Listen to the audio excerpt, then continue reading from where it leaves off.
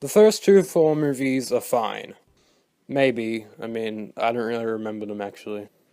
So, when a third Thor movie was announced, I wasn't too excited until we got the director confirmed, and then the trailers came out. And this quickly became my most anticipated superhero movie of the year. So now, Thor Ragnarok has finally arrived. Time to review it. Here we go!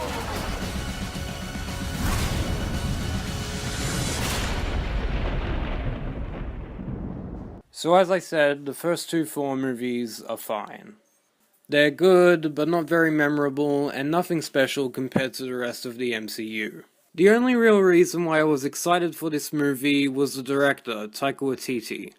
His film last year, Hunt for the Wilderpeople, was so weird and different, and I was really curious and excited to see how he'd incorporate his weird and creative style into a Marvel movie. So, did Thor Ragnarok live up to my expectations? Absolutely. This movie is just a blast from start to finish. It's just tons of fun. Let's start off with the positives. First off, I knew Chris Hemsworth was good at comedy based off his work in the Ghostbusters reboot, but he really gets to shine in this. In this, Thor is a lot more comedic than he's been in the last two movies, and I think it really works with his character. It's hard to take his character seriously. The Hulk is also in this movie, and he's pretty great. I think The Incredible Hulk was fine, maybe, I don't really remember.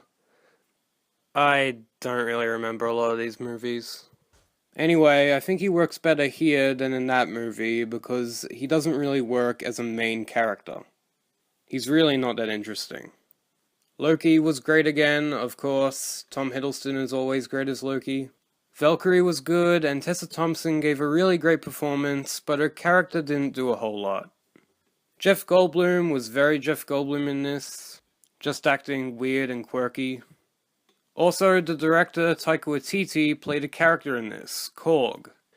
And Korg is just amazing. When I spun it really, really fast, it gave me the ability to fly. You rode a hammer. No, I didn't ride the hammer.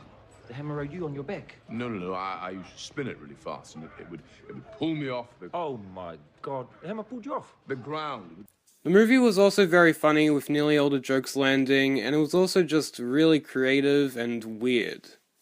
The directing is very different from other superhero movies, and I'd say this was a pretty big risk from Marvel, but it paid off.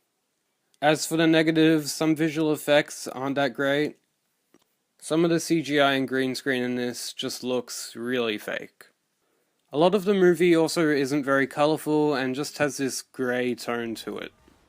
There was also this subplot with Heimdall, which was not as good as the rest of the movie. It was a lot more serious and didn't have any humor and felt like a pretty big tonal shift.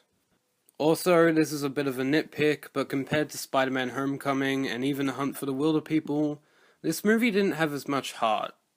The movie had a few scenes that were trying to be emotional, but it didn't really work, because aside from those scenes, the movie is basically a comedy. Overall though, Thor Ragnarok was a lot of fun. The movie was funny and creative, and felt more like a parody of a superhero movie than a superhero movie itself, which really isn't a bad thing. I'm giving Thor Ragnarok an 8.9 out of 10. Also, sorry this review is late, it was meant to come out a lot earlier, but got deleted, and then I had to do it again, and now I have to work on my Justice League review. Anyway, that's what I thought about Thor Ragnarok. Thanks for watching, remember to like this video, I'd really appreciate it, leave a comment, and subscribe for more videos like this one.